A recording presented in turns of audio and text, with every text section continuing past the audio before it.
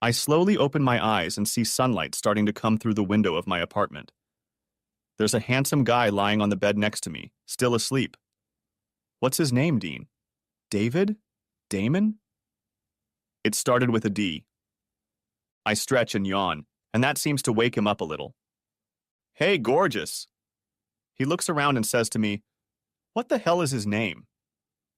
While he was showering, I furtively look in his wallet and see his driver's license. Deshaun. I knew it started with a D. I added his name and number to the to-do again list on my phone because I definitely liked him. My name is Jessica Johnson, and I'm a very attractive 29-year-old account manager at a technology company in Los Angeles, California. I'm not exaggerating, I'm actually very attractive. The only guy I'm having fun with on a regular basis right now who isn't a young hottie is my COO, Mark Struthers. He's the COO of our company, and I secretly have fun with him every other week to make sure my career is on track. That's how I've earned all my promotions, and beauty has its price for any man who wants to get close to her. My previous boss, Darren DJ Jarvis, had seen this firsthand. He promoted me twice to account team leader, but eventually got in my way. Mark happily replaced the fired DJ with me, appointing me to the position of account manager with the secret personal agreement that I would now be with him every 2 weeks instead of DJing. While he's definitely not my type, he's 46 years old, happily married, and has 3 teenage children. It serves a purpose for me. It ensures that my career with this company will continue to grow. Of course, the ambitious and handsome career woman has her detractors. Other employees, far more experienced and knowledgeable than me, turn up their noses when I get promoted. But what can I say? They're not as pretty as me, so to hell with them. They work for me now. As I was finishing up my last meeting for the day and had time to delegate all my duties to my team members, my phone rang. It was my best friend, Alicia, calling. Hi, sweetie. I hope you don't have any plans for tonight. Well, I thought about calling one of the guys on my list tonight, but no, I really don't have any plans. What's up? I reply. I got an invitation to a fancy party. There's going to be a lot of rich guys there. So, what do you say? Do you want to join me and see if we can find 2 of the most attractive, handsome guys in LA to have fun with? Replies Alicia, laughing into the phone. Yes, I agree. What kind of dress code are we talking about? Casual or glamorous? Oh, definitely glamorous. You have to wear your sparkly red number, and I have to wear my green dress. The guys will be begging to take us home in no time. Okay, Alicia. Text me the details soon, and I'll see you tonight, beautiful. Alicia Jackson is my best friend. She's 28 years old and started her career in her early 20s with me. We both worked for another company here in Los Angeles, but it went bankrupt, and we had to start over. From those early days, we became best friends. We were both young and very attractive, and we had the same interests and goals. Our goal was to work our way up the career ladder of our choice by any means necessary. Another perk I see to being best friends with Alicia and I is that we get a lot of good-looking guys coming over to hang out with us, more than I would have gotten on my own. Parties like tonight's are a weekly occurrence for us. We get invited anywhere and everything. We rarely pay for food and drinks wherever we go, and we never have a shortage of fans to talk to keep our evenings interesting. My mom called me while I was getting ready for the party. She worries about me too much. Her biggest concern is that I don't have a steady boyfriend, that I'm not getting married anytime soon because I'm partying too much. She constantly reminds me that I'll be 30 soon, that I'm getting to the age where it's going to be increasingly difficult to meet the right guy to marry and have kids with, that all the good guys have already been taken. While part of me agreed with her that maybe I should look for a decent guy for a longer-term relationship before I got too old, I was enjoying my lifestyle too much to do that. It was too easy to push the idea of marriage and kids aside, that I'd do it later, when I'd had my fun and career. But will that time come sooner than I would like? My career is well on track, and I hope to be promoted again soon. Mark promised me that for my continued favors. And I've spent the last decade in clubs and fancy parties, sleeping with too many hot guys to remember them all. Yes, Alicia and I have well and truly had fun. My mom would say I probably had too much fun, but she doesn't even know the half of it. Next chapter. When we arrived at the party, we were ushered into the main room, almost a ballroom in this large mansion in the Hollywood Hills. Alicia was right. There are a large number of eligible studs here tonight, although some of them have girlfriends or wives with them. But that doesn't stop them from checking us out. I know these types. Give them half a chance, and they'll cheat on their wives with us in no time. I've lost count of how many hot guys I've slept with who then went home to their loving wives and girlfriends, oblivious to their cheating spouses. We were offered champagne and hors d'oeuvre as we twirled around and mingled with the many guests. I had already met a few hot guys who might be a good fit for our party, but stopped when I saw my boss, Mark Struthers, talking to a few people. What the hell is he doing here? This is definitely going to ruin my style for the evening. He'll probably want to talk to me and show me off to his friends. Hopefully his wife is here too. I walked over to Alicia again, with whom a handsome man in his 30s was chatting at the time, and I managed to take her hand and lead her away for a moment. Alicia, what kind of party is this? I just spotted my boss here. Well, the one I slept with. I whisper, almost in a panic. Really? Is his wife here too? If she's here, he'll leave you alone or you could be in trouble. This party is a fundraiser for some movie project. They invited a bunch of rich investors here to try to get their money. That's why I thought it would be a good market for us. Alicia replies with a smile. I looked back towards my boss and saw that his wife had joined the group he was with. Yes, his wife is here too. Thank goodness, I worried for a moment. The thought of having to go home with him when there are so many hot guys here tonight made me panic a little. I reply, giggling out loud. Don't worry. I'm sure we can find someone better for you. But is that your boss over there? The one with the slightly balding head? In the suit with the blue tie? Yes, that's him. His wife looks better today than she does in the pictures on his desk, I reply. And who's that? That absolutely beautiful piece of meat standing next to him? Asks Alicia. I looked back at my boss and his group again, and Alicia was right. Standing next to Mark was a tall and very handsome guy who looked to be in his early 30s, and I could tell he was in great shape, even despite the suit. He reminds me a lot of Henry Cavill from Superman. Same hair, same great looks, same tall, muscular build. I just found a guy I want to take home tonight. I'm not sure who he is, but I'll definitely find out. I might even have breakfast with him, I reply, laughing to my best friend. Hey, that's not fair, I spotted him first. Alicia pretends to protest. Yeah, but I have a way in. Can you cover for me while I get to know him better? Oh my God, you want me to have a chat with your boss, don't you? Maybe I can flirt with him a little in front of his wife? Alicia replies with a cheeky grin. Play nice, Alicia.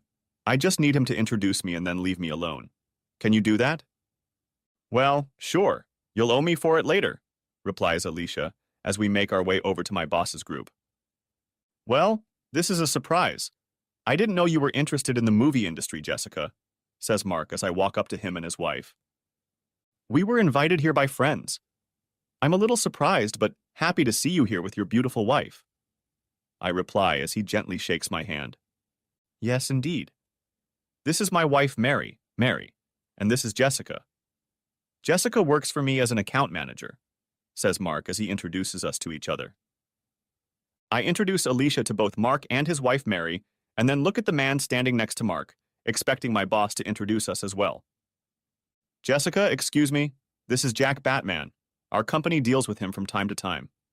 Perhaps we'll work together more closely if the deal for today's project goes through. Jack, this is Jessica Johnson. She's one of the stars on my team, Mark offers. Jack extends his big hand to me and I take it. I can almost feel the electricity between us just from our touch. This is new. Batman, huh? Although I think you're more like Superman. Do you like wearing capes? I ask Jack with a smile. Not really, but I like the idea of wearing underwear outside. He chuckles in response. I realize I'm still holding his hand and slowly let it go, even though I don't feel like it at all. Alicia has struck up a conversation with both Mark and Mary. She's done her thing. Now it's time for me to do mine. Mark mentioned that your company might partner with us more. What do you do, Jack? Well, I used to be a data engineer, and now I'm the CEO of a small company called Data Source that I founded a while back. We have a small but productive team that provides data warehousing solutions here in Los Angeles. We typically partner with large companies like yours on big projects to provide specific needs, and you guys do the rest. Mark and I have worked together a few times in the past, but not in the movie industry. Jack replies. Damn. He knows my boss Mark well, hopefully only in a business sense. That's great. I hope I get a chance to work closely with you soon. I reply. Likewise. Are you new to the company? The last time I worked with you, DJ was your account executive. Jack replies. He was my boss. I was promoted after he left. Damn it. He knows that damn DJ too. Now I'm hoping that both Mark and DJ kept their relationship with Jack strictly work-related, although if he knows about me, getting him into bed tonight will be a little easier. I see. Well, congratulations. You must be very good at what you do, replies Jack to me. Oh, let's not talk about work. Tell me about yourself, Jack. Are you married and do you have children? Do you have little Batmen running around saving Gotham? I ask. I'm very curious to know. Surely this guy isn't going to be a bachelor. No, I'm Gotham's only vigilante at the moment. Jack replies with a chuckle, continuing the superhero theme. So no Vicky Vale either? No Vicky Vale, not even Jessica Johnson. What about you? Are you single, Jessica? No, I just haven't found the right superhero yet. I've never met Batman, though. I reply, smiling at Jack, and he smiles back at me warmly. We continue chatting with each other for the next 10 minutes until my boss cuts into our conversation again. Alicia and I manage to get out of the group and go to the bathroom to powder our noses. So, how's he doing? Is there a spark? Are we talking about breakfast yet? Alicia peppered me with questions as soon as we entered the large bathroom. How would I answer all of that? How is he? Well, he's nice, really nice, but it's like he's not ready. He's one of them. He sounds like one of those guys looking for a wife. Alicia replies, chuckling at me. Oh, maybe you're right. It's been so long since I've had a guy hang out with me. Do you think it could be true? That he's looking for someone for a normal relationship? I ask. It could be. There's one way to find out. When you get back in touch with him, let him do the talking, let him ask you out without giving any serious hints that you're interested in a quick fling. If he wants something serious, he'll ask for a meeting in a few days, not to go out with you tonight. Advises Alicia to me. Yeah. To be honest, I'm not sure exactly what I'm hoping for. Going out with him might be just what I need. What, are you serious, Jess? Are you seriously thinking about getting involved with this guy? What's gotten into you? You know why we're here, and it's definitely not finding a husband. Maybe a sugar daddy, but a husband, no. Alicia replies. Calm down. I'm just thinking out loud. At least my parents will stop complaining about not having grandchildren, at least for a while. Maybe it's time for me to be a prim and proper wife, devoted to the only man I love. I chuckle in response. Yeah, sure, Alicia replies, laughing again. She's right, of course. A normal relationship with a man like Jack is simply impossible. He already knows 2 of my bosses that I had fun with to get promoted, and nothing can happen between us. After we left the bathroom, we socialized a bit with the other guests. I don't want to be seen as too desperate to take Jack home by being with him all the time. I want to see if he'll watch me when I'm with other people, to see if he's interested in me or not. I'm right. He is interested. I've caught his eyes in my direction more than once. He's quietly watched me socialize with other men, and he's hit on them more than once. I furtively glance back at him when I know he is watching me, to let him know that although I have other suitors, he is the one I want. Eventually, I make my way back to my boss's group. Alicia didn't come with me this time. She had already found the right man. Joining them, I try to stand on the other side of Jack, away from my boss, so hopefully he'll leave me alone. A new couple, much older than me, has joined the group, and the wife is talking to Jack when I join him. It's been so long since we've seen you, Jack. And I'm so sorry about what happened to Brittany. She was such a beautiful and smart girl. No husband should have to go through that, losing his wife and unborn child at such a young age. Your mother told me that you have been devoting all your time lately to your new company. I hope things are going well for you. The older woman says in a sympathetic tone. Yes, and thank you. It's still hard to believe it's been 4 years since she's been gone. But yes, I'm doing well. Thank you, Mrs. Thompson. Jack replies. Call me Darlene.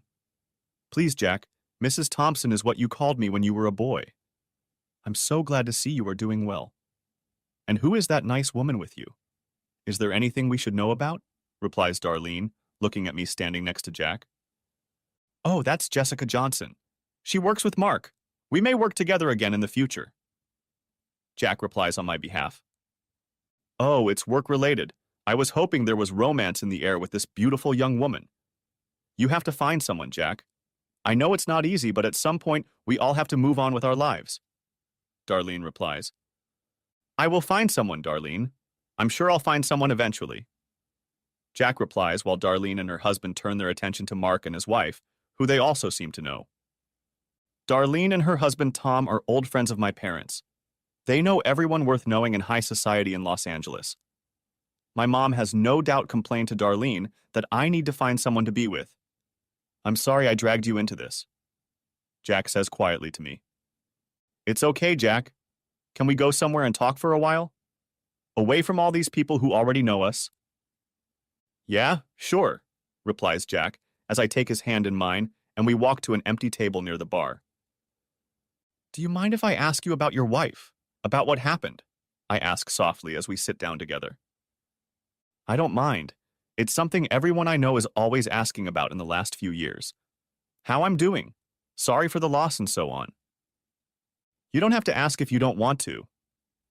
It's all right. My wife was Dr. Brittany Batman, a pediatric specialist in Los Angeles. We had been married for 3 years when we decided to start our own family. 6 months pregnant, some stoned teenager crashed her car into an intersection while being chased by police. It's been 4 years since I lost them both. That's what happened. I place my hand on his. I sympathize with him. Darlene and your mom seemed worried that you were devoting all your time to work. Have you had a relationship since your wife died? No. I haven't given it any thought at all.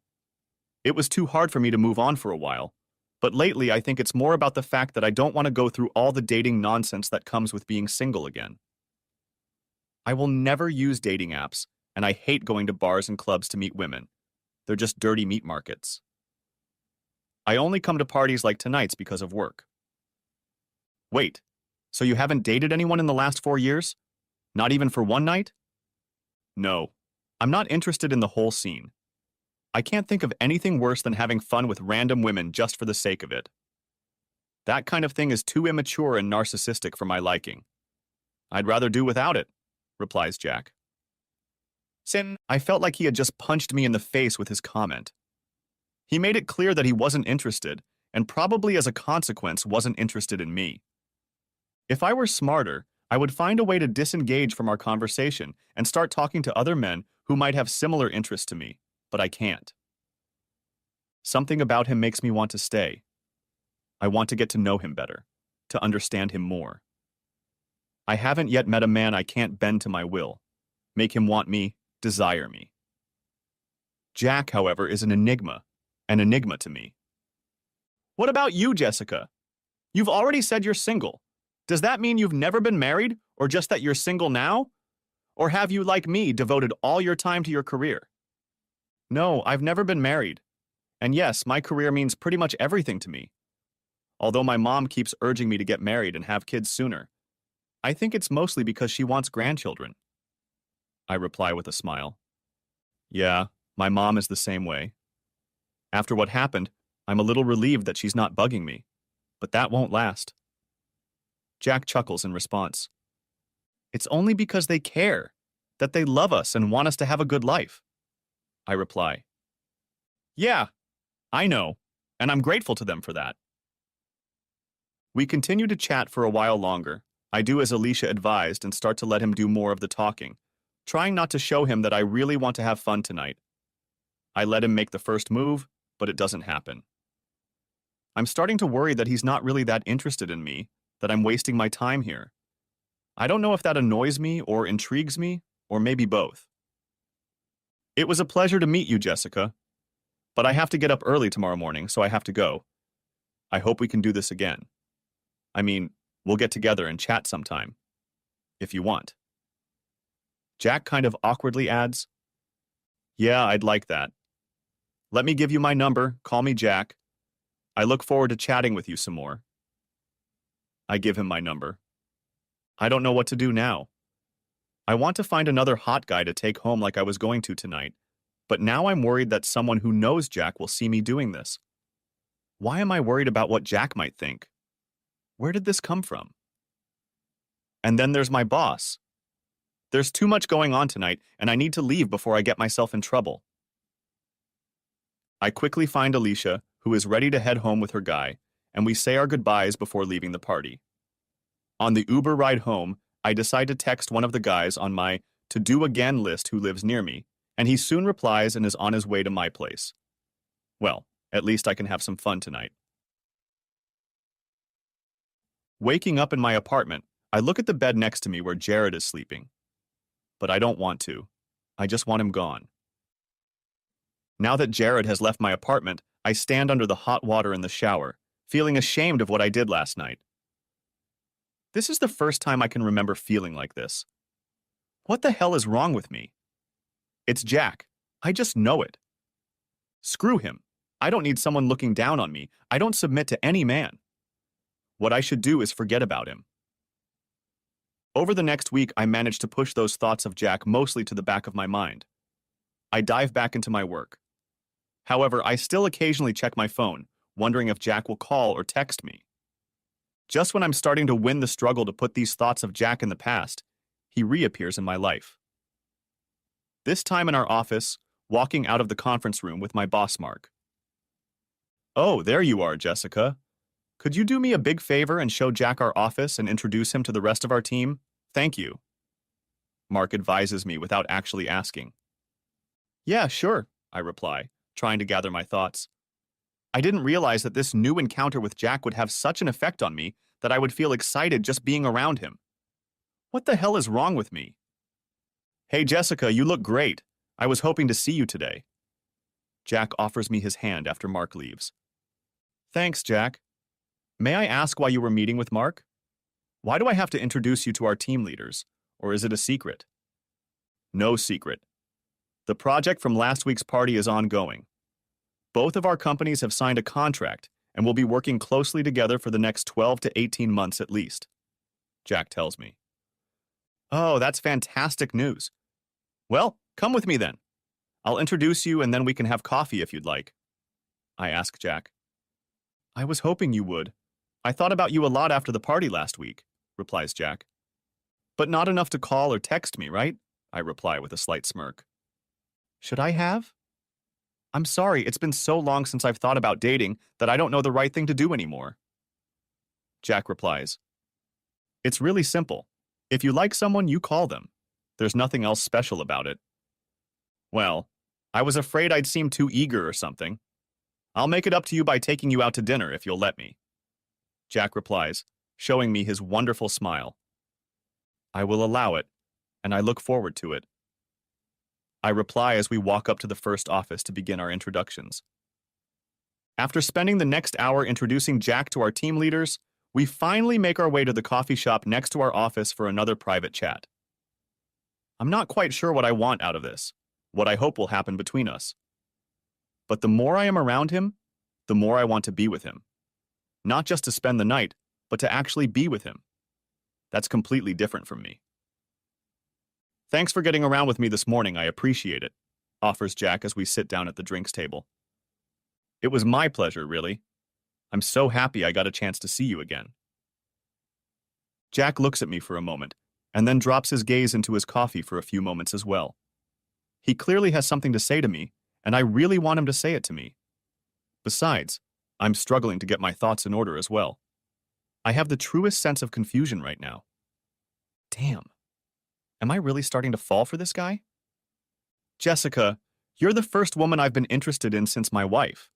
It's complicated, I really want to get to know you better, but at the same time, I feel like I'm somehow betraying my wife with these feelings. I know it sounds a little silly. She's been gone from us for 4 years now. It's just hard not to feel that way, that's all, explains Jack. I guess I understand. You must have loved her very much. Yes, I did. We started dating in college. She was the first real love of my life. The few girlfriends I dated in high school just made the relationship look like what it was. Teenagers pretending to be together, just wanting to get laid. I'm not looking for high school romances, Jessica. I'm probably telling you all this because I'm hoping for something more with you, looking for something real. Is that what you're interested in? Or am I scaring you off right now? I have to pause. I'm usually never nervous when talking to guys. I'm always confident. But I didn't expect him to be so serious, so soon. When it comes to a relationship, it's exactly as he said. Like I'm a schoolgirl, and he's a grown man. Is this what I want? Do I really want to try to have a normal relationship for the first time in my life? You're not going to scare me off that easily, Jack. I'm interested in trying it if you want me to. I reply, trying to sound confident. Jack just nods back at me, continuing to drink his coffee. What have I gotten myself into? That dinner I promised you, tomorrow night would be okay with you? I can pick you up at 8 p.m. if you send me your address. Yes, Jack. 8 o'clock at night will do. I'll text you soon. I reply, smiling at him. Why can't I stop smiling? I can't believe how happy I am right now. We continue chatting for a while longer before I have to head back to the office for another meeting. The more we talk with Jack, the easier and more comfortable it gets. I think it's because I'm not trying to get him to take me home immediately, that I'm actually interested in what he's saying, not how good his abs look. My mom would be proud of me right now. I told Alicia about my date with Jack tomorrow when we were at the club after work. She's worried about me and how it might end. She advises me that men like Jack don't usually marry women like us, that Beautiful Woman is just a movie.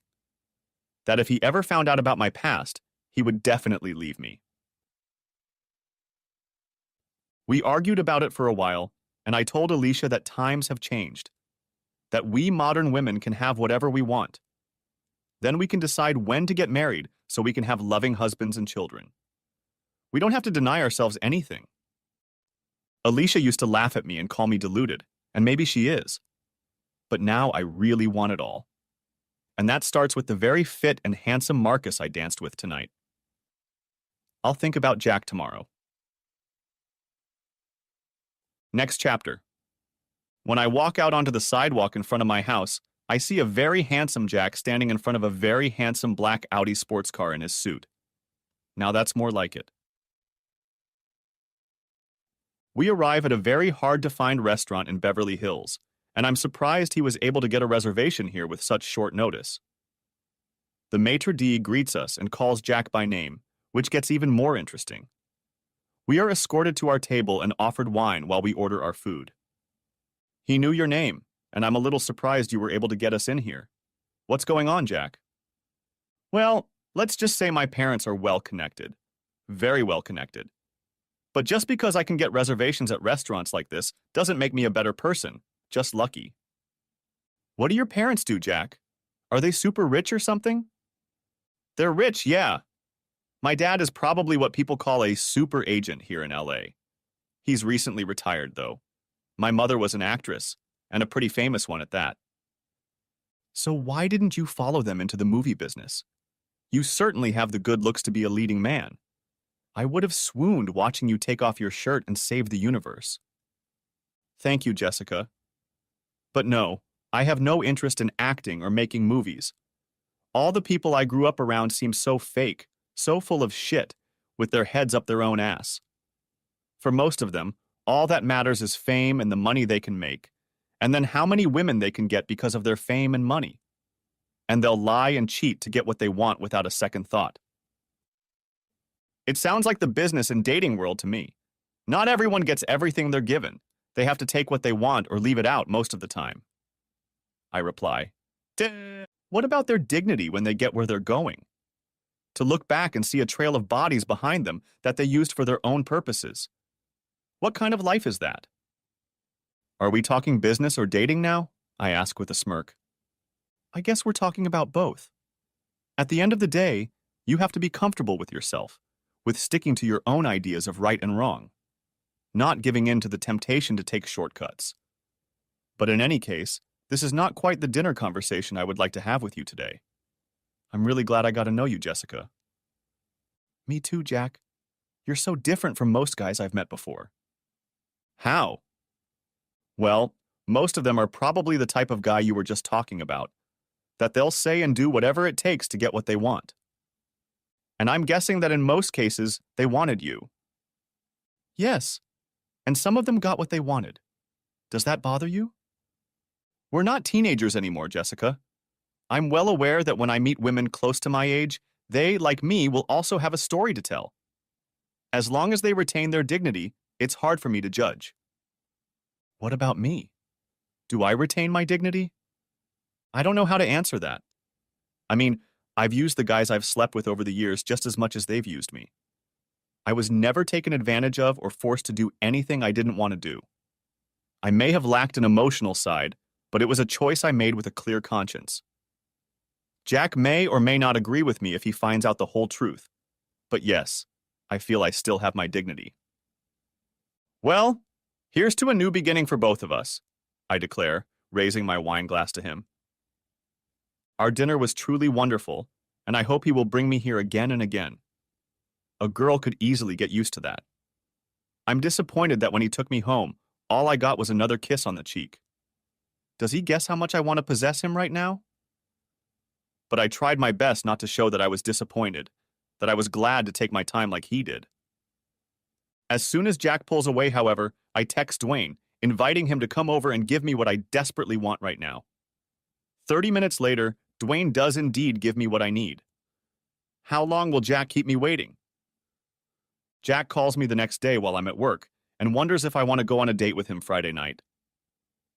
Of course I agree, but Friday and Saturday nights are usually spent with Alicia and me. She's not going to be happy about this. Alicia asks again what I'm up to, if I'm serious about wanting to be with Jack. I reassure her by promising that we'll go clubbing together on Thursdays and Saturdays instead.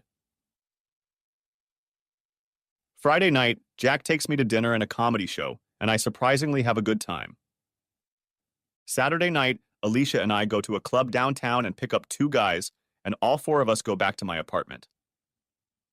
Tuesday night, Jack takes me out to dinner again. This is our 3rd official date. I'm not used to being made to wait to get what I want. It better be worth it. Well, I don't have to wait any longer. After he drives me home, I invite him over for a cup of coffee, and later we arrive at my house. Judging from tonight, I will definitely continue to date other men while I date Jack. A girl has needs after all. Wednesday night, I attend another swanky party with Alicia, and we are both on the prowl again. After dancing non-stop with an attractive guy named Troy, I need a break, so I grab a drink and stand with Alicia to catch my breath. He looks promising, and he sure knows how to move on the dance floor, notes Alicia. Of course he knows how, and he's a good kisser too. Already? You just met him when the 2 of you hit the dance floor when you had time to kiss? During one of the slower songs, I wanted to make sure he knew what was in store for him tonight. I even felt his package, pretty promising, I'd say. I reply, laughing. And to think I was worried about you being serious with Jack. I should have known better. Well, last night Jack and I finally got down to it. I thought he'd never get to it. So? Let's just say I'm going to need Troy tonight to make up for what I didn't get last night. I answer, still giggling with Alicia. What? No, he's fine. Well, he's a little weak in some ways. So are you going to keep seeing him or have you had enough? Asks Alicia. I don't know. We'll see what Jack says if he wants to ask me out again. I really like being with him. He's such a nice guy, so sweet and caring. Plus he's smart and rich. If I were looking for a husband, he'd definitely be on my list. If you were to marry him, you'd have to put up with his disadvantage. Says who? We've been dating for a couple weeks now and I'm still getting what I need, and from other guys, why should that change? Oh, you like playing with fire, don't you? But if you don't mind trying to get both, I'll gladly share you with Jack, for now, replies Alicia. After I kicked Troy out of my apartment that night, my mind kept coming back to thoughts of Jack. What do I really want from Jack? Why am I playing this game with him if the goal isn't to get married? Do I really want to get married? I'm about to turn 30. Can I really go through life without ever getting close to anyone? I'll admit, some part of me really wants that. A real relationship with a great guy. But what about the other guys and all the fun I have every week? Can I give that up for Jack, or, as I joked with Alicia, try to have both? Maybe I can have my cake and eat it too. Yes, I think I might marry him. It's been 2 months since my first date with Jack. Each of our dates ended in my bedroom. I've spent the last 3 days in a row with Jack. Alicia is getting a little frustrated that she has to fly alone too often. Today, I finally get to go out with Alicia again, as Jack has a work event coming up. I see Alicia standing at the entrance to the club we're going to go to tonight. A guy is standing next to her. Hey, Alicia, sorry I'm late. You look amazing. I especially like your new accessory. I smile looking at the man standing next to her. Hey, beautiful. This is DeAndre. DeAndre is my best friend, Jessica. Alicia answers me, and I greet them both before we make our way into the club. The three of us chat, making small talk while I ponder if DeAndre is just the guy for tonight, or if he's more than that to my best friend. When he heads to the bar to buy us drinks, I'm compelled to ask. So, spill it out, Alicia. DeAndre seems to think there's more than just a night of fun between you two. What's going on? Well, if you have a normal boyfriend, maybe I will too. I've been alone a lot lately, so I needed someone to socialize with, and DeAndre is a great guy. He's great in bed too, which can't help but make me happy. He's your boyfriend? What are you telling me, Alicia? Yeah, okay. I'm trying him out a little, to see if I can enjoy every night with the same guy or if he'll drive me crazy after a while. Alicia replies with a loud laugh. Good for you, I'm serious. I hope everything works out because I need to talk to you about something too. About how you don't want to date hot guys anymore. That's what you're going to tell me, right? Asks Alicia.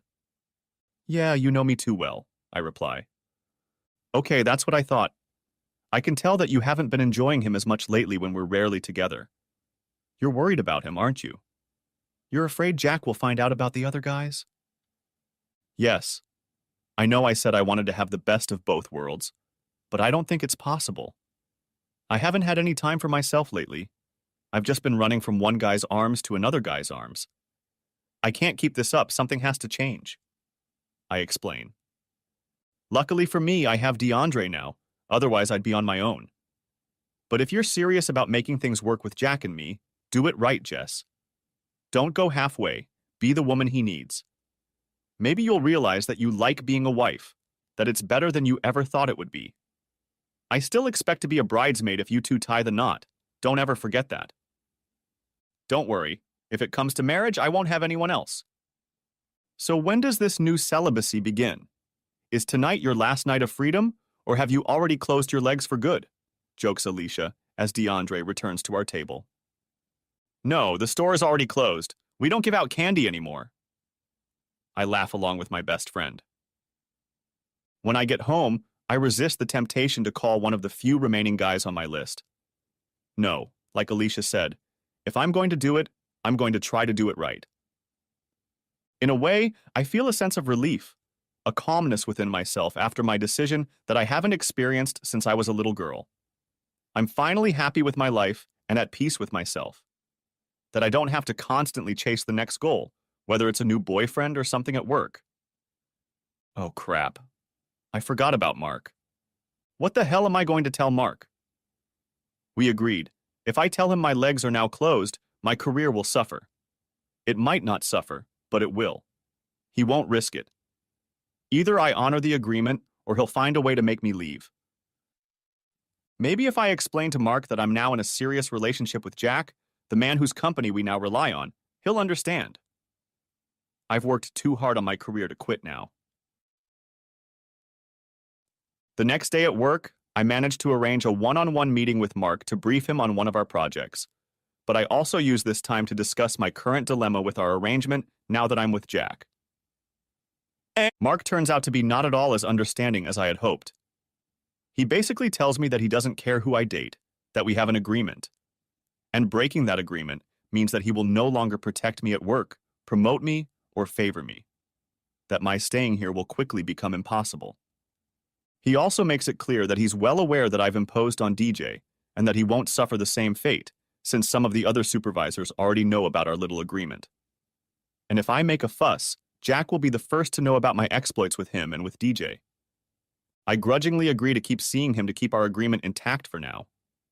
That damn evil smirk he bestowed upon me when I finally gave in made my skin goosebumps. How the hell did I end up in this position? Is my career here really worth having to go through this old ugliness? Okay, I'm not thrilled that I still have to have fun with Mark, but it's not the end of the world. That was until Jack mentioned to me the following week that he's now working for another company too, working closely with one of my former bosses, Darren DJ Jarvis again. I know Mark will keep his mouth shut, but DJ had no reason to do so. Moreover, he will undoubtedly go to great lengths to get back at me. That's not good. Before I wouldn't have cared who DJ could rat out for the way I treated him. But now? Now I have Jack, and I can't believe I'm saying this, but I'm afraid of losing him. No, I'm afraid of losing him.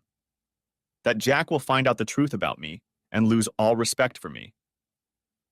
Even that thought makes me uneasy. I always get what I want from men, or take it from them.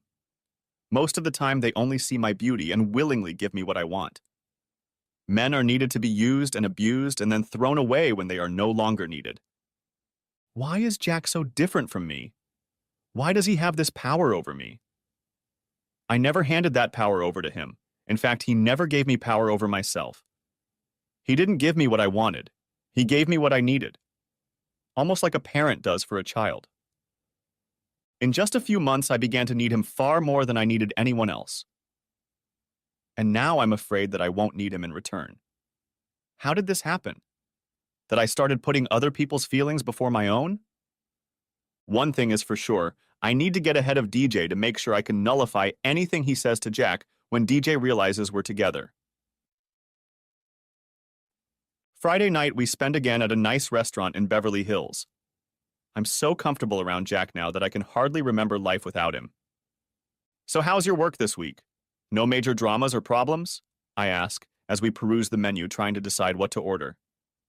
No, everything went smoothly this week. I spent most of today back with DJ, your former boss. He looked at me a little weird when I mentioned we were dating. He didn't say anything, but I understood what he wanted. Was there something going on between you two that I don't know about? Well, to be honest, I've been meaning to talk to you about him for a long time. It's just not an easy conversation to have. I answer while Jack puts the menu on the table and is about to continue asking when our waiter returns. We hand him our orders before Jack raises his eyebrows at me, waiting for me to continue. So, I was in a relationship with DJ. We slept together a few times. At the time, I think he took advantage of me a bit, played on helping my career, said he would help guide me. I reply.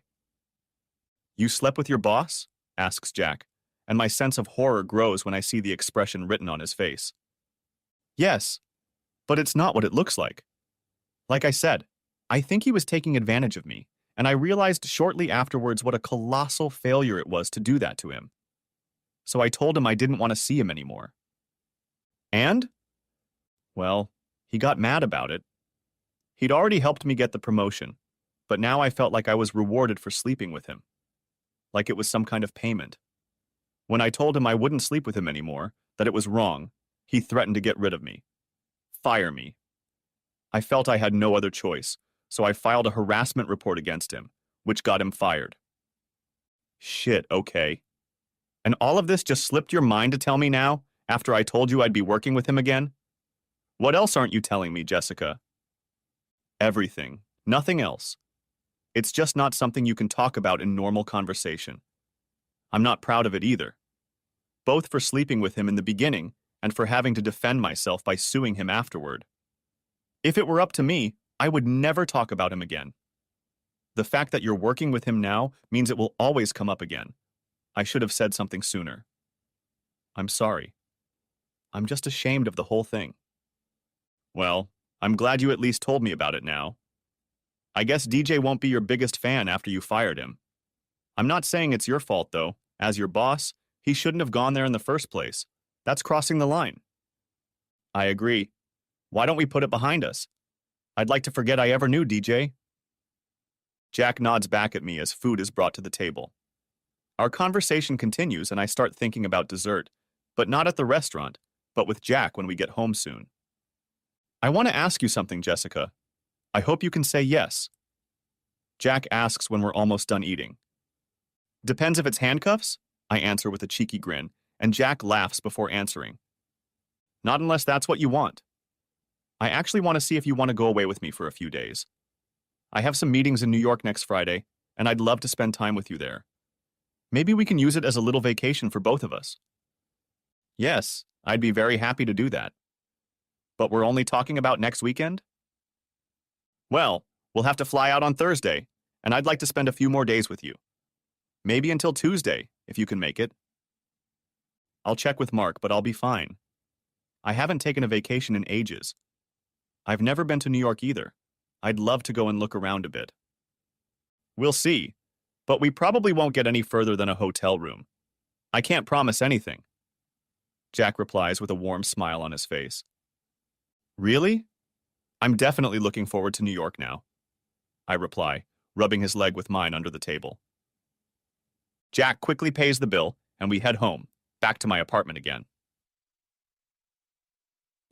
Every day, Jack becomes more and more everything I need. I can't believe how much he's changed me over the past few months. We're staying at a 5-star hotel in Midtown Manhattan, and we managed to do some sightseeing. On Sunday mornings, we have coffee at a cute cafe, and I can't help but smile when I'm around Jack. For the past few days that we've been in New York, there's one thought that's been running around in my head that I can't seem to get rid of. I'm starting to realize that I really want Jack to marry me. I know I've said before that I think it's a good idea, but now I really want it. More than anything. What are you thinking? Asks Jack, snapping me out of my thoughts. Sorry, I was just a million miles away. Well? What was I thinking about? Just about how I can't believe how good it feels to be here with you. That I'm almost 30, and I'm a little mad at myself for waiting so long for happiness. That it's hard for me to imagine life without you, Jack. Yeah, I feel the same way. I never thought that after losing my wife and child I would be so happy again. You've given me a second life. Really gave it to me. I nod to Jack in agreement. God, I want this man to marry me. Maybe we should give him a little nudge in the right direction. Maybe we should make it our thing to come to New York as a couple every year, I suggest, hoping Jack will see the point of what I'm saying. Yeah, I'd like that. An anniversary of sorts. Maybe we should have an excuse to remember this weekend and celebrate it in the future, Jack suggests, slowly reaching into his pocket and pulling out a small jewelry box. Oh my God, he's one step ahead of me again. Jack sees my eyes widen at the sight of what he pulled out of his pocket. He kneels down in front of me and opens the jewelry box to reveal a beautiful diamond ring. Jessica Johnson, will you marry me? Oh my God, yes. Yes, I will marry you, Jack. I continue as we hug and then kiss. Once again, Jack knew what I wanted before I even realized it. He must have planned this whole thing before we even got to New York. What did I do to deserve him? But it's different with Jack now. It's so much deeper than what I had before. My God, maybe I really am in love. The next few weeks flew by, and I still managed to keep my legs closed to every other man except Jack. Well, Mark too. I'll admit I miss the time I spent with Alicia. We spent too many years enjoying that lifestyle, and now it's hard to stop wanting it. I feel like I've taken a break with Jack, but deep down I know I'll be craving fun again soon. Maybe after the honeymoon period of our relationship is over. Just recently, Jack suggested that I move in with him too. I know that if I do, It won't be as easy for me to have fun on the side in the future. I told him that I would love to move in with him. His apartment is absolutely wonderful too, but it will take me a few weeks to sort out my stuff. That way, I have a few weeks to decide if I can break up with all the other men for good. Maybe I'll just remind myself what it feels like before I give up on them. Maybe it's time for Alicia and I to hit the clubs again. Jack has gone to Vancouver for a few days for work, and this is my last chance to be sure of what I want. Alicia was happy to go clubbing with me again, even though she's still dating DeAndre, but she's not giving up the occasional encounter with other guys. She has informed me that she has a special treat for me tonight, so I'm excited as we pull up to the club. So gorgeous. What is this special treat you told me about? I ask, sipping my vodka martini. Well, consider it my engagement present to you. I know I'm 2 months late, but you'll agree it's better late than never when you see what it is. Alicia replies with a cheeky smile and a giggle. And no DeAndre today? I told him it's a special night for the two of us. I love him, but, variety is the spice of life, right? DeAndre isn't enough for you, is he? No, it's not enough. And if Jack was enough for you, you wouldn't be here with me right now either. We're going to have a lot of fun tonight. Just wait and see. Alicia laughs back. Maybe she's right. If I really love Jack, wouldn't he be everything I need? But I love him. I can't imagine myself without him.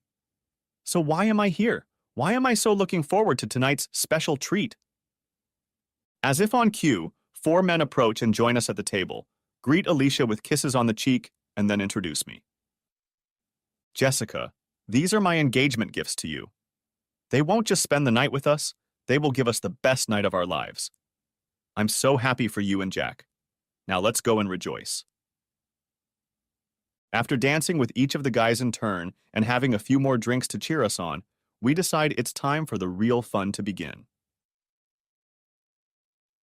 We all head back to my apartment since it's a little bigger than Alicia's. I guess I don't need to tell you what we did in the apartment. I decide to use the few weeks I have before I move in with Jack to continue sleeping with other guys, reasoning to myself that I'm just diffusing the situation, and that I'd be done with it when I lived with him. Nad, 3 of the guys I've slept with in that time are the few remaining guys on my to-do-again list. After moving in with Jack, it took me a while to get things straightened out, so much so that I didn't even think about having fun on the side for the next few weeks. That all changed when I was able to spend the night with Alicia again. We picked up 2 very handsome guys at a club and went back to Alicia's apartment to have some fun. I realized that I didn't really want to stop having my boyfriends on the side, that I needed them just as much as I needed the love I was getting from Jack. I also started hinting to Jack that I might move to work for him, asking him about how well his company was managing its client relationship portfolio. Jack has already stated that he wants me to work for him, but he doesn't want to turn up his nose at Mark by taking me away while the 2 companies are still working together. I'll change his mind, but I'll wait until we're married first. We'll be married in just 2 months, but before that it will be my approaching 30th birthday. That's not exactly a milestone I want to celebrate. If I could stay in my 20s, forever young and beautiful, I would. But at least I'll soon marry a very handsome and successful man to soften the blow. Alicia advises me that she's also preparing something special for my birthday, but it's best not to invite Jack to this party. We'll have our own, very private celebration. Next chapter. I arrive at a gala event in Los Angeles with a very handsome Jack under my arm. It's a charity event that Jack's company supports. We both look fantastic. We are admired by both men and women. We really do make a great couple, both extremely attractive and successful. We start the evening twirling around together and greeting people, but at some point, Jack is whisked away from another CEO to discuss work, and I am left chatting with several other attractive women that I have no idea who they belong to.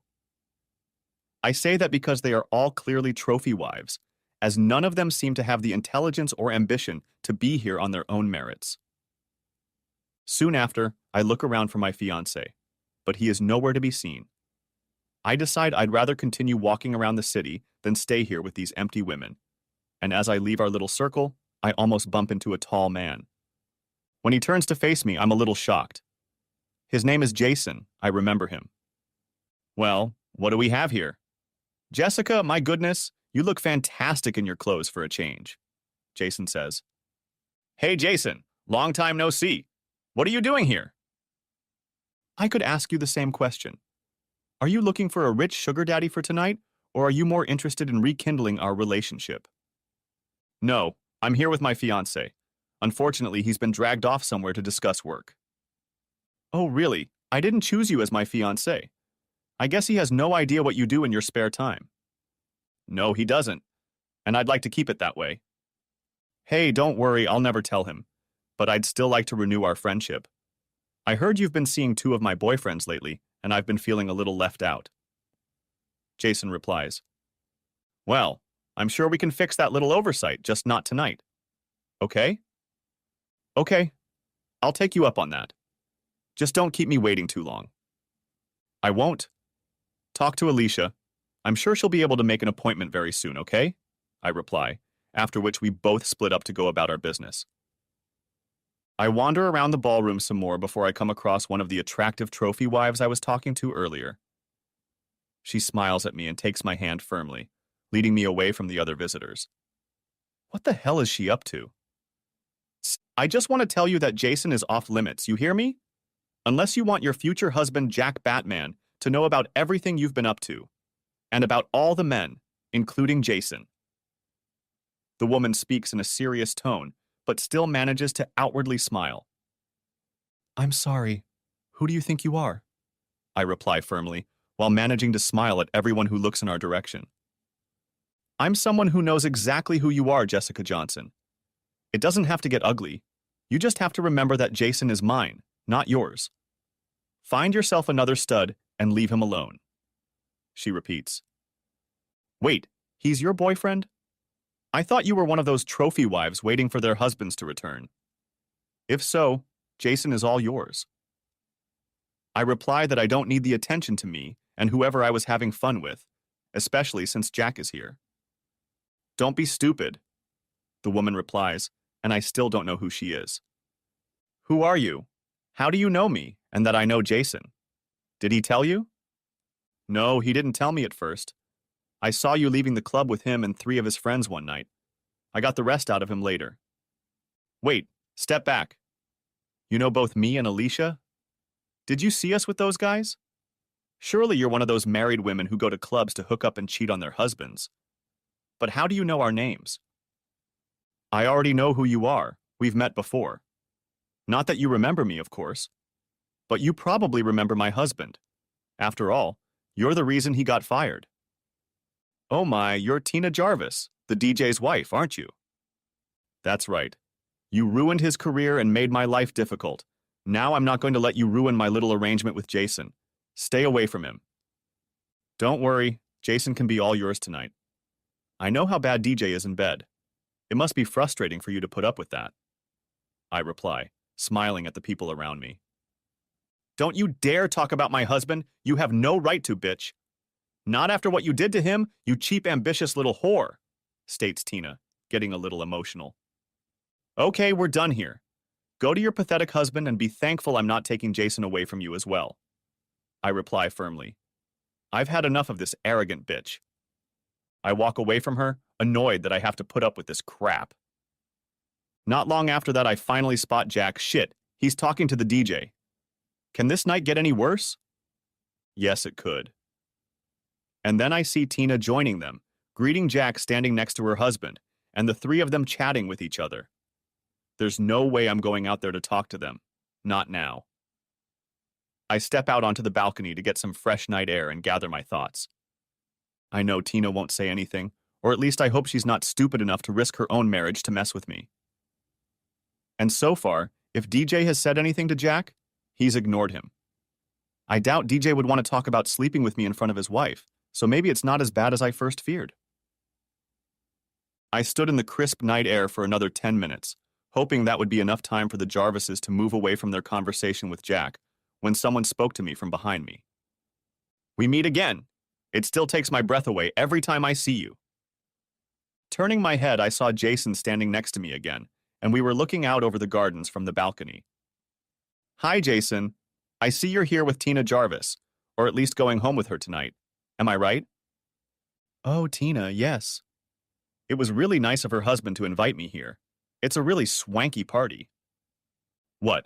You were invited by the DJ? Does he know about you and Tina? I asked, more than a little shocked. Yeah, of course he does, Jason replies. Wow, that means they both know about you and me, and right now they are talking to my fiancé. That's not good, not good at all, I reply, turning to leave. Jason gently takes my hand to stop me for a moment. What's wrong, Jessica? Jason, they hate me, both of them. I got her husband fired and she thinks I'm trying to steal you away from her now. If they tell Jack, I'm finished. They wouldn't do that, of course. They seem like a nice couple. At any rate, they treat me well. Maybe you could do me a favor, Jason. Please. You can go up to them and see what they're talking about. Make sure they're not talking about us, that they're not telling Jack anything bad. Can you do that for me? I was almost begging Jason. Okay, I can do that. But what if you do? What then? I have no idea. I'll follow you in a few minutes if you can follow me and nod if yes, or shake your head if no. Or say yes if they're talking about you and no if they're not. Right? Right. At least then I can figure out what to say or do before I get there. I reply as Jason walks back into the house to join the three of them. I stand there, trying my hardest to hold myself together, and I feel almost shaking with fear that Jack will find out about me.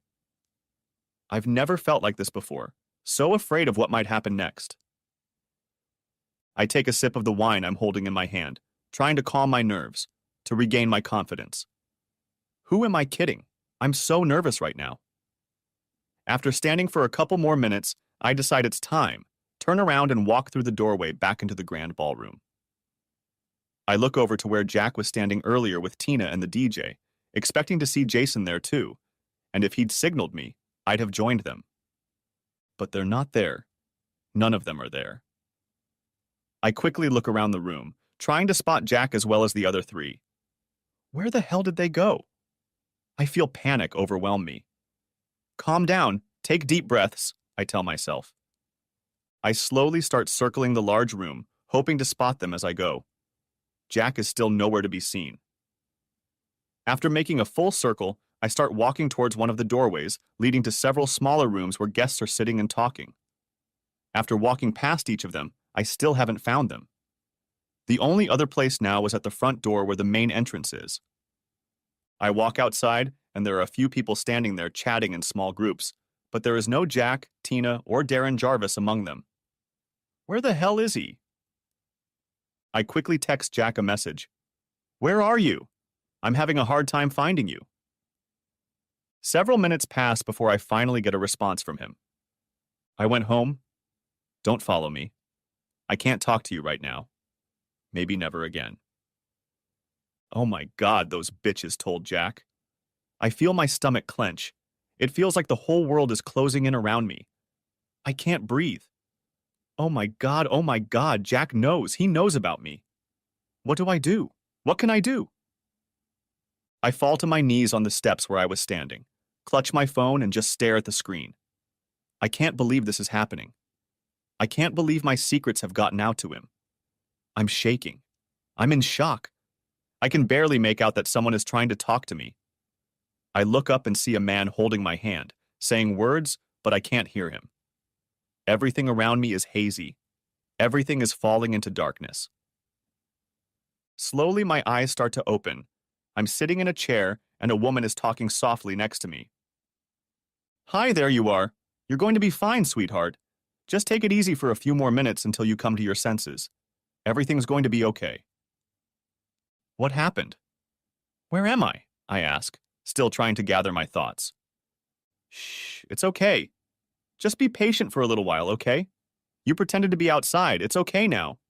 You are indoors. Just give yourself some time and take a few deep breaths for me. The girl informed me.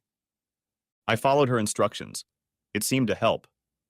Everything came over me again. Jack. I need to see Jack. I try to get to my feet, but I'm still a little wobbly, and the woman next to me takes my hand for support. Don't be too quick. Give yourself time. I don't want you to fake us out again. I faked it? I'm fine. I need to go home. I reply to the woman helping me. John, ask Charles to bring the car around, please. She orders the guy standing at the door. I'm fine. I can take an Uber, I reply. I won't hear anything like that. You're Jessica, aren't you? Jack's fiancée? I'm Catherine. I have a charity event tonight. My driver Charles will take you home. I'm not going to trust you to some random person in the state you're in. Just give him the address and he'll take care of you, okay? Okay, and thanks for everything. I reply to Catherine as I'm escorted out by the man Catherine was just talking to. On the way home, I try to think about what I'm going to say to Jack. I could lie and try to tell him that they made the whole thing up, but I'm still not sure what they even told him. It's hard for me to even think. I feel nauseous.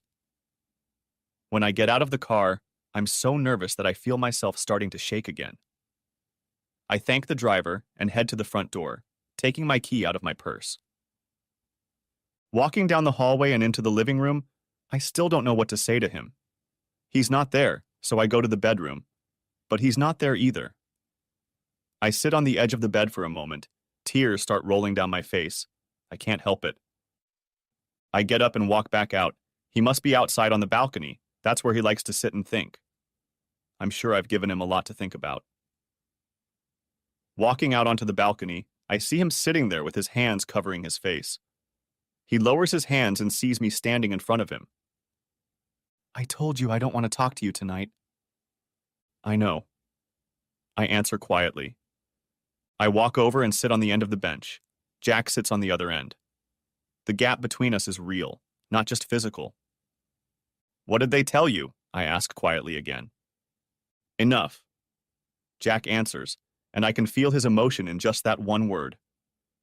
I stare at the floor, not knowing what to say, how to make this all better. Why? Asks Jack eventually. Can I know what they told you first?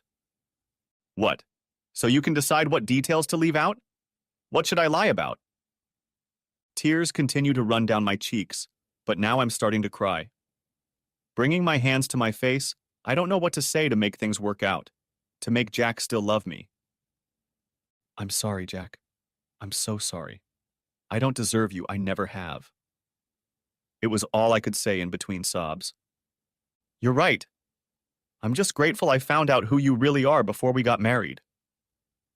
Jack, I'll tell you anything you want to know, anything at all. I know you're angry and that I hurt you, but I love you. I love you very much. You do? You loved me every time you slept with another guy? With the likes of Jason? How many were there? 4 of them at once. Who the hell are you? I can't believe how you tricked me. I can't believe a whore, a slut like you could make me fall in love with her, want to marry her and start a family together. Thank God I found out about it before it was too late. Don't say that, please, Jack. I'm not that woman anymore. You changed me. You're the first man I ever fell in love with. I'm in love with you, Jack Batman. I'll do anything to make you realize that. I reply, continuing to sob. There's nothing you can do to change that, Jess. I fell silent, realizing there was nothing I could say right now to take away his anger and the feeling of being betrayed. Instead, I struggled to stop the sobs and pull myself together. You never answered my question. Why? Why did you do this? Was I not enough for you? What couldn't I give you? Have you been laughing behind my back all this time? Of course not. I've never met a man as good as you. It's not your fault, Jack. I don't want you to ever blame yourself for what happened. It was me. I'm the one who did it, not you. I reply, wiping the tears from my face. Why did you do it? Why Jessica? At least tell me why. You owe me. Because there's nothing I can do about it. Because I've always had something with different guys. I tried to give them up for you, I really did. But after a while, I couldn't help myself. I wanted to meet new guys again. That's what I am. So you're a slut, and that's your reason? Replies Jack, sighing at the end. Yes, but no more so than a lot of other women. We don't wait for Mr. Right to come around anymore. We have careers. We have guys we hook up with. That's the way things are these days. I'm getting tired of apologizing. If we're really going to get this over with, maybe I should be truthful with Jack for once. Really? So you're saying I'm setting my standards too high? Wanting a good woman who isn't partying with half the town? Maybe. We'll all lie to you, pretend to be someone we're not. Take Tina Jarvis, for example. Is she your idea of a good woman worth marrying? Don't blame Tina and Darren for getting caught. You're not showing your best qualities right now. Are you sure?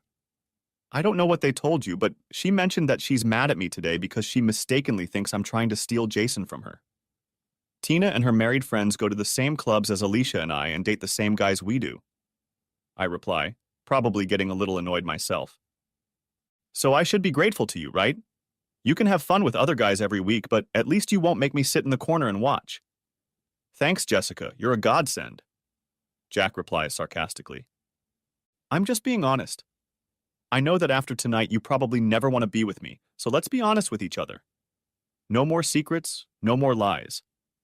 Ask me anything you want. I'll tell you the plain truth. I have nothing to lose anyway. I answer quietly. How long?